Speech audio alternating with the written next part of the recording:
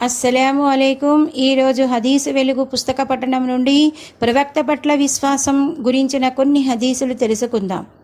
ఉత్తమ వచనం అల్లాహ్ గ్రంథం, ఉత్తమ చరితం మొహమ్మద్ సల్లల్లాహు అలైహి చరితం అని మహాప్రవక్త సల్లల్లాహు అలైహి వసల్లం పలికారు. దైవవచనం లేక దైవ గ్రంథమే ఉత్తమ వచనం అంటే అది ఉత్తమ మార్గదర్శకత్వం అని భావం. అలాగే ప్రవక్త శ్రేష్ఠుల జీవిత చరిత్ర ఉత్తమమైనదంటే అనుసరించేందుకు ఉత్కృష్టమైన ఆదర్శం అదొక్కటే అని అర్థం. హజరత్ అనస్ రజియల్లా అన్హు ఉల్లేఖనం ప్రకారం మహాప్రవక్త సల్లల్లాహు అలైహి వసల్లం తనకు ఇలా ఉపదేశించారు: అబ్బాయి, నీవు నీ మనస్సులో ఎవరి పట్ల కల్మషపు ఆలోచనలు లేకుండా రేయింపగళ్లను గడపగలిగితే అలాంటి జీవితాన్నే గడుపు. ఆయన నా విధానం సున్నత్ సంప్రదాయం కూడా ఇదే. నా విధానాన్ని ప్రేమించే వ్యక్తి నిస్సందేహంగా నన్ను ప్రేమించినట్లే. నన్ను ప్రేమించిన వ్యక్తి స్వర్గంలో నాతో ఉంటాడు అని అన్నారు. అంటే ఒకరి పట్ల కల్మషపు భావాలు, చెడు ఆలోచనలు కలిగి ఉండడం అన్నది నైతిక రుగ్మతగా, ఆధ్యాత్మిక దోషంగా చెప్పవచ్చు. దాని గురించిన బోధక శ్రేష్ఠులు ముహమ్మద్ సల్లల్లాహు అలైహి వసల్లం ఈ హదీసులో ఎంతో వివేచనతో తన సహచరులకు తెలిపారు. ఒకరు మనకు కీడు తలపెట్టినప్పుడు మనలో వారి పట్ల దురభిప్రాయం జనించడం సహజం. కానీ దైవ సందేశహరుని ఈ బోధనను పాటించినప్పుడు మనసులోని భారమంతా తొలగిపోయి నిష్కల్మషమైన తేలికైన హృదయం ఎంత హాయినిస్తుంది.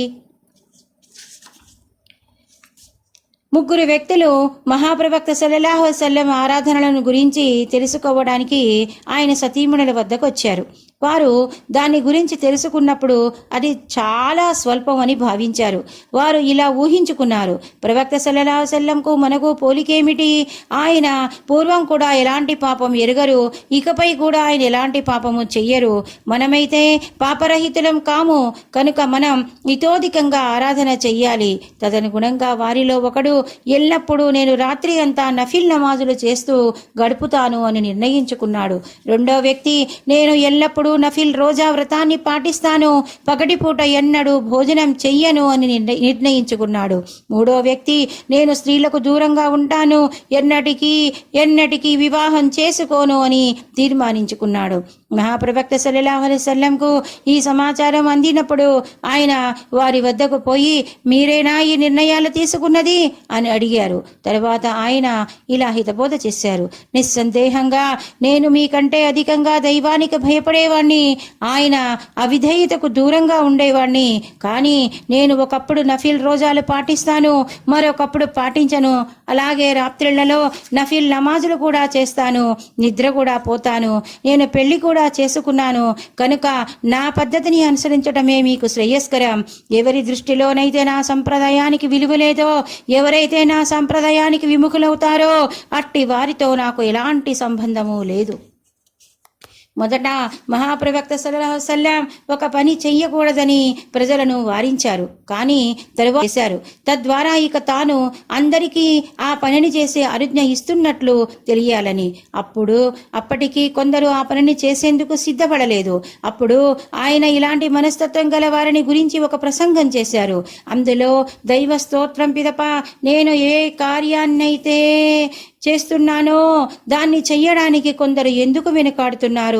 దైవం సాక్షి, నేను వారందరికంటే అధిక దైవ జ్ఞానం కలవాణ్ణి, వారందరికంటే అధిక దైవ భీతి కలవాణ్ణి అని ఉద్బోధించారు. కొందరు వ్యక్తులు స్వయం కల్పిత ధర్మనిష్ట భావనకు గురై ధర్మంలో అనుమతించబడిన కార్యాన్ని కూడా చేయడానికి తప్పుగా పరిగణిస్తారు.